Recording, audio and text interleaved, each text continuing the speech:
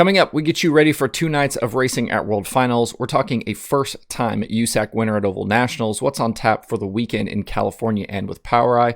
We've got some track news, and I've got a little news of my own to share. Let's go.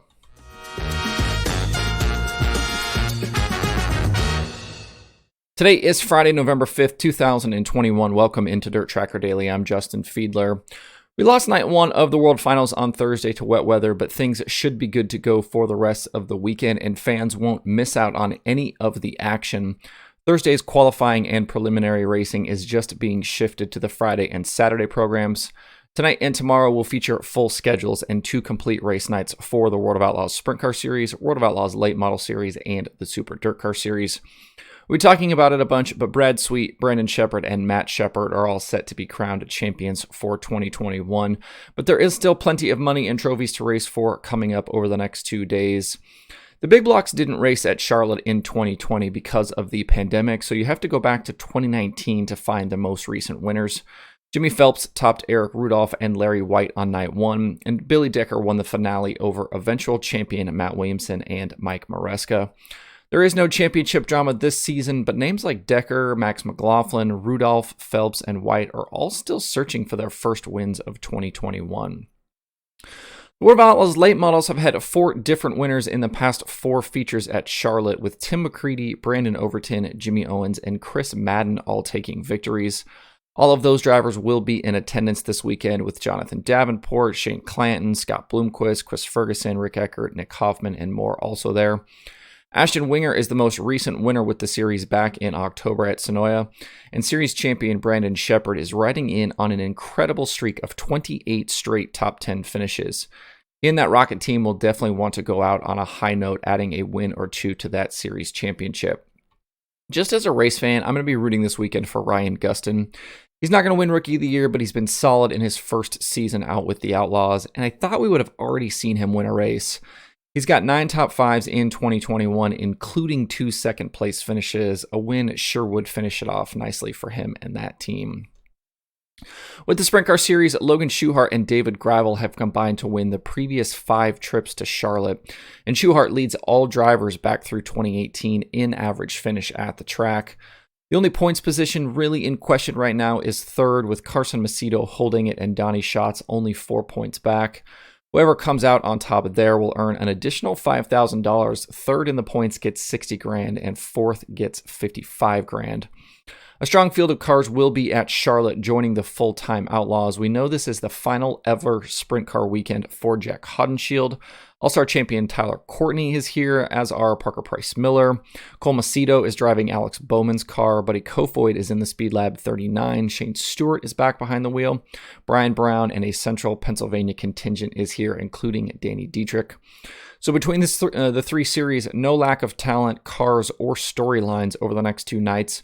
If you're headed to the track, bring those warm clothes, but if not, Dirt Vision has the live stream.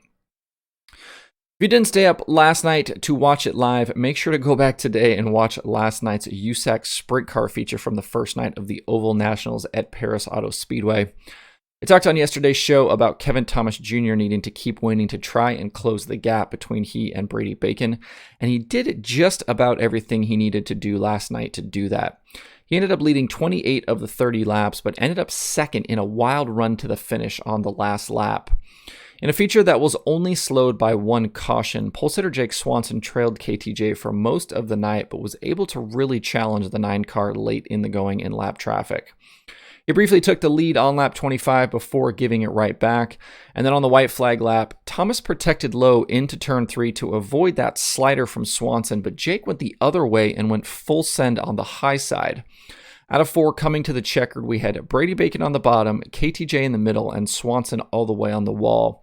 Swanson and Thomas drag raced all the way to the checkered, with Swanson stealing the victory at the line by exactly 1/100th of a second.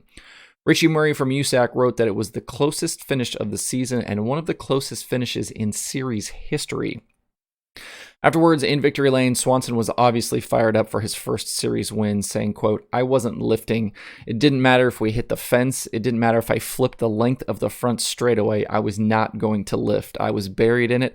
I bounced off the fence. I bounced off him, and he gave me just enough room," unquote. was one hell of a finish to start the week. Hopefully the racing continues like this through Saturday. Behind Swanson, KTJ was second, Bacon third, CJ Leary finished fourth, and Justin Grant completed the top 5. In the race for the championship, Thomas was only able to make up a single point, so definitely still some work to do this weekend if he's going to catch Bacon and over the next couple of weeks as well. Tonight and tomorrow at Perris, they'll line it up and do it all over again. If you can't be there, watch it live on Flow Racing.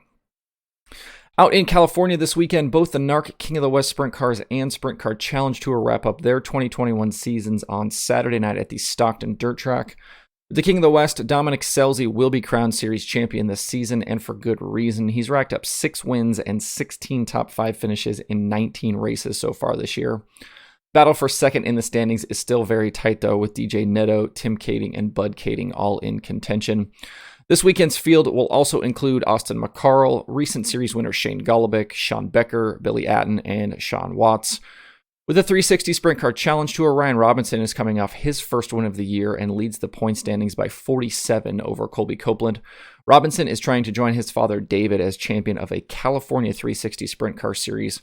And if he finishes it off, he will become just the second ever champion for the tour, with Kyle Hurst having won the titles in 2017, 2018, and 2019.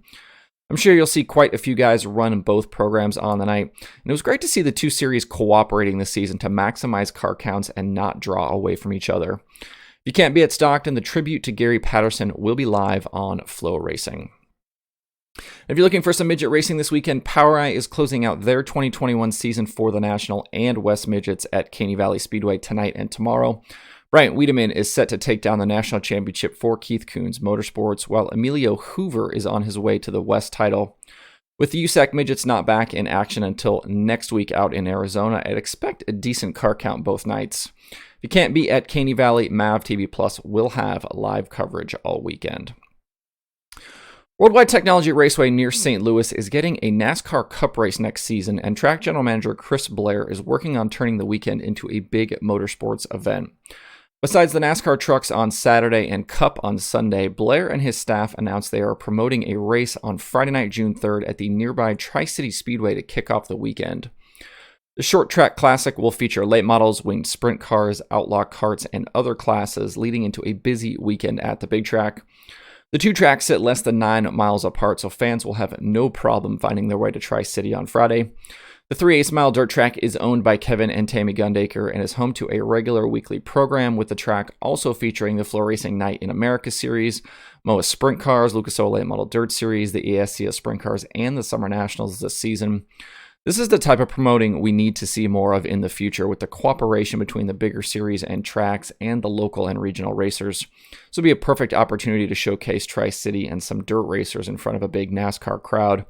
Guys like Kyle Larson and Christopher Bell and now Chase Elliott have done a bunch of crossing over in recent years, and the tracks and series really need to get on board here.